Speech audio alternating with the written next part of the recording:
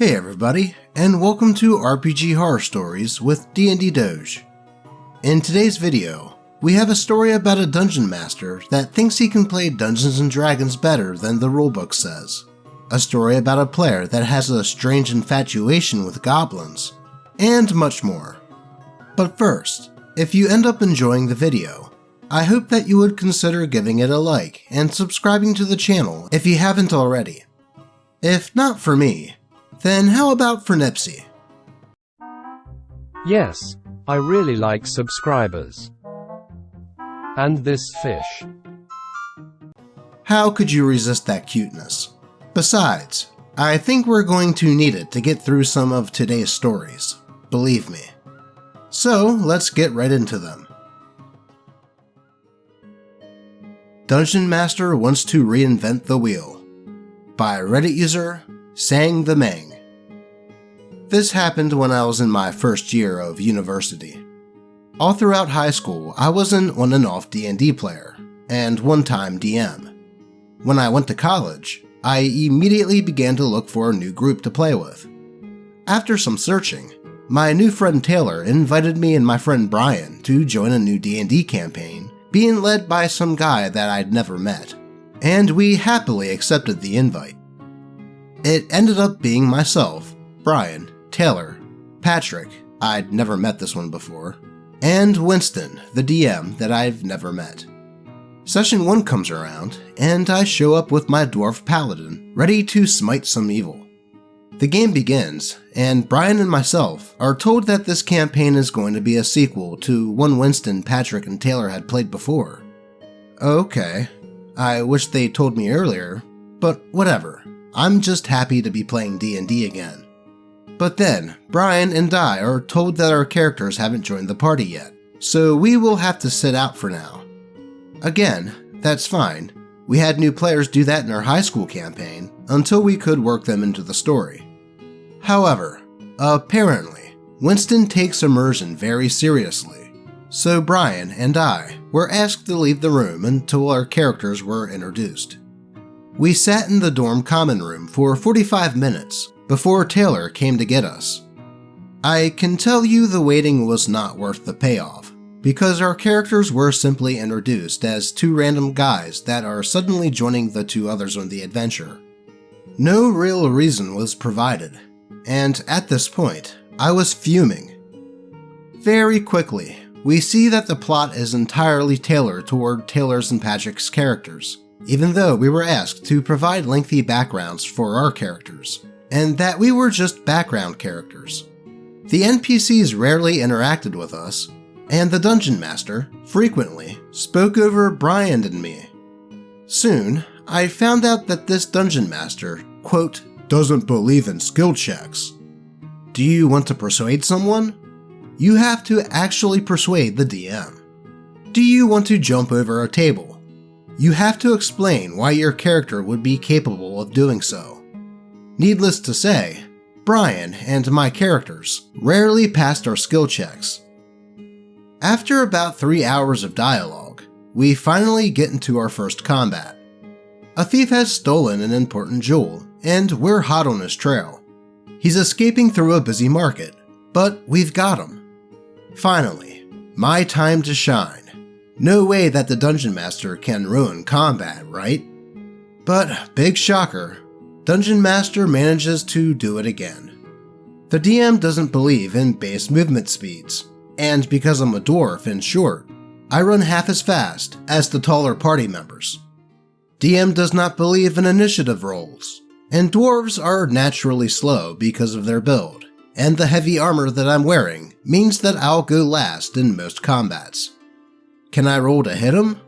I sure can, but because I'm so small, I can't distinguish which person is the thief, and the DM gets to roll a d20 to determine if I hit the right person, which I did not.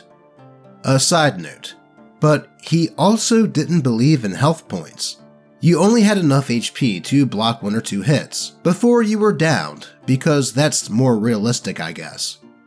If you were hit once, he'd write it off as you dodged the swing, but any more than that, and you're a goner.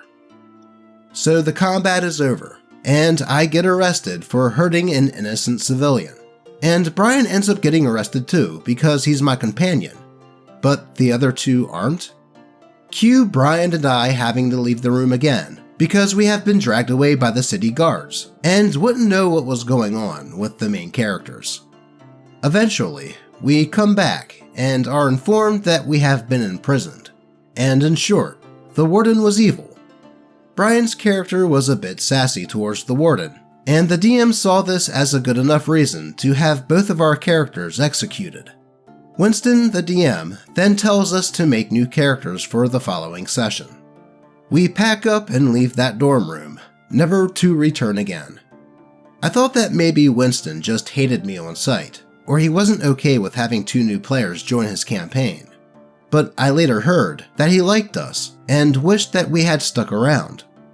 Patrick and Taylor kept playing the campaign, until later it turned out that Winston was a creep and they quit. Flash forward to present day, and I'm DMing a campaign for Brian, Taylor, and Patrick, and we are playing the campaign mostly by the books, and are having a great time, though Winston was not invited. No skill checks? No HP? What kind of BS is that? Not rolling dice in D&D is like driving a car without wheels. Which, sure, we were promised flying cars in Back to the Future too, and they lied to us. But that is besides the point. First, if this is the way the game was played, Taylor should have given Brian and OP a heads up about it. I can kinda understand having new players wait in a separate room until their characters would be introduced, as that can kinda bring up the immersion a bit. But imagine waiting 45 minutes, only to have their characters join without any background or roleplay to justify it. It kinda negates the point of making the new players wait in a different room. Then to find out that your stats don't mean crap, and that there are no ability checks. Not only that, but the way they did battle was also BS, and saying that OP's dwarf could not tell who he was hitting is just stupid. Like he wouldn't be able to recognize them simply by the clothing, or, just look up. Then, the final nail in the coffin was arresting OP and Brian due to hitting the wrong person. I just wouldn't come back after that either, though personally, I think I would have left the moment I found out that the DM ran the game like this. Thankfully, later OP would DM a game for the rest of the players, and this time, with actual skill checks and rolling dice. Let's move on to the next one. A player just screeched and quit the session because I wouldn't let her be gang raped by imps and impregnated. By Reddit user, Lady Callista. Y'all are used to forced sexuality by male dungeon masters onto female player characters? Well, get ready for a female player character trying to force the female DM to essay her character. So, this person and I have not known each other long. This was in our 3rd session as a group.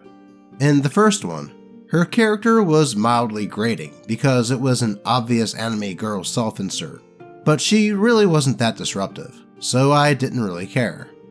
She got annoying when she tried to convince the party to not kill their foes, but they ignored her and killed them anyways, causing her to screech and wail. But pacifist characters aren't anything new, so we moved on. In the 2nd session, I'm really sick. Like, I might go to the hospital sick. So I call in my friend, tell her the plot and setup, give her my notes and tools, and she dungeon masters for me. Everything apparently goes fine, but when I come back, the rest of the party is level 2, and our problem player is level 6, sporting 50 gold. What? Between sessions 1 and 2, she made up some BS story about coming across a treasure chest of gold, and an artifact that made her stronger each time she lost, and told the other DM and the group that I'd okayed it. I did not. I never spoke to her about this even for a second. So we get into an argument when I tell her to roll her character back to level 2 and lose all of her gold, seeing as the rest of the party had a collective of 2 gold. But she tried to blame me for not being here. Eventually, when I told her that she was kicked out, she apologized. It was fake, but whatever. I told her that it was the last straw, and that if she caused an issue again, she would be barred from returning. Then Session 3 happened. We came across a fortress that they needed to search, so they split up. When she came across imps, she intentionally threw combat and said that her clothes fell off as she was defeated, and that the imps would probably F and impregnate her. I'm sorry, what? I immediately told her no, that was ridiculous, and that I'm not going to let her character get pregnant, especially from some random monsters. She tried to fight me on it, saying that it was her character and part of her plot for her, and that she could give birth instantly so she didn't have to fight while pregnant. But I just kept telling her, absolutely not, that the imps would probably just try to steal her valuables and leave. She would not take no for an answer, and kept screaming at me until I told her that she wasn't allowed back. Then she said she'd go make her own session. In that case, fine, have fun.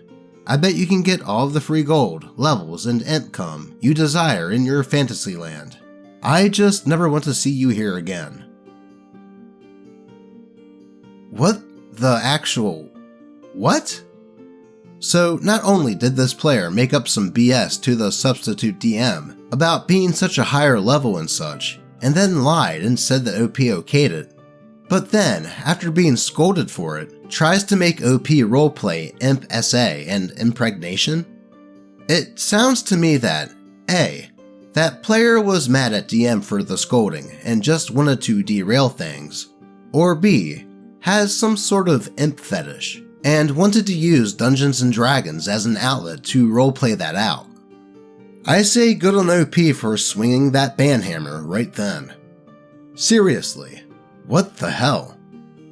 Let's move on. Can you stop betraying the party for 5 minutes? By Reddit user, Senior Pib. So this one isn't quite as crazy as some of the stories on here, but it's affected several of my in real life relationships, so I think it's worth posting. Names changed, of course, but not a throwaway because I'm pretty sure the participants aren't on here. Our cast consists of me, D&D vet and usual forever DM. Bob, DM, writer, also longtime D&D vet and usually forever DM. Matt, new player, plays the lovable idiot barbarian, husband to the problem player. Kylie, problem player, edgelord who uses RP to justify always getting her way, threatens to quit repeatedly. Meg, vengeance paladin, who tries to rein things in and makes it so much worse. Harry, dwarf cleric, gruff out of 10, dating the druid. Vic, druid and flower child, really just wanted to be friends with everyone. And 2 relatively unimportant ranger players who came and went. Years ago, a bunch of work friends decided to play D&D. Me and Bob were old hat at it, where the rest had never played and were really interested. Bob volunteered to DM and poured his heart and soul into world building, giving us each countries to pick from, a detailed backstory, you name it. It's everything I wished that my first ever campaign had for real. Myself, Matt, Ranger 1, and Harry all came together, and the first story was a race to prevent a murder, complete with a sabotaged airship, a pact with a devil, and the Ranger living up to every bard stereotype ever as the face character. We were having an absolute blast. I ended up retiring my monk for a Battlemaster fighter to play a general who was more involved with the plot as we moved into Arc 2. Matt asked if he could invite his wife. She gets pretty into character creation and makes a half-elf rogue with a sordid past. Every time anyone tries to be friendly with her, she ignores them or brushes them off, since we wouldn't understand what she's been through. She also spends most of the sessions on her phone. We sally forth into a proper dungeon crawl. At one point in the dungeon, and my character has his alignment forcibly shifted to lawful evil. The DM trusts me enough to roleplay it instead of treating it as a mind control how he intended. We end up departing the dungeon with a new goal in mind, raising an army and taking over. The DM loved it.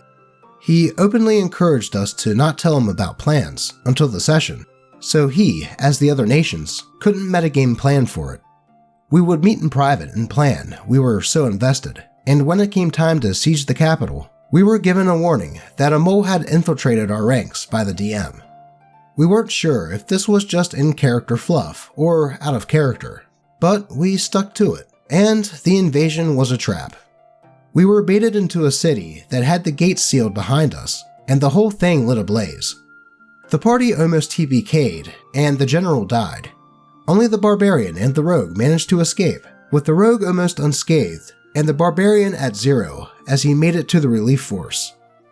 I re-rolled again, this time playing a half-orc hexblade whose ancestral axe spoke to him, telling him to unify the barbarian tribes. We added another couple we were friends with, as almost all of us were still hooked at this point. Kylie started getting worse though, vocally complaining if she didn't get loot or wasn't the one getting kills. Bless Meg the Paladin. She did a wonderful job of propping her up, always buffing her so she could do better. But in character, the half-elf was still cold, distant, even to the barbarian she'd been traveling with for years, in-game and out, always being dismissive. In the third arc, we find the tomb of an ancient goddess of destruction, resolute to prevent her artifacts from being used, lest they go unchecked, even if it would turn the tide of the war. Meg and Kylie started to butt heads here, more and more. Meg wanted to be her friend, but Kylie wasn't having it. She tried to encourage them to hang out outside of the table, and Kylie just eventually stopped talking to everyone outside of D&D. Matt convinced us she was just going through a lot with school. Well, going through a lot with school doesn't really excuse her abandoning us during the final boss of the tomb to stealth away, find an enchanted dagger with power word kill bound to it, and using it on the paladin and threatening all the rest of us with it before fleeing for backstory reasons. At this point, only the DM had seen her backstory, and he just kept enabling it. Meg and her partner quit, unsurprisingly. We then moved on to a new setting, anything far away from where we were. Obligatory pirate campaign time. A lot of us had fun with the ship mechanics, getting to use some homebrewed ballistas and cannons. It was at this point when Harry joined us as yet another new player, and he asked for a living, so he dove right in. Once we got to Totally Not Tortuga, Kylie's rogue decided she wanted to be a pirate queen, and had all of us blacklisted on the island so that we'd have to fight to overthrow the establishment. We'd had enough. When my orc kicked the bucket in a heroic last stand, his best friend, the barbarian, and her husband out of character, finally stood up to her, beating her soundly in-character combat, sparing her, and marooning her as an attempt at a truce, rather than outright killing her.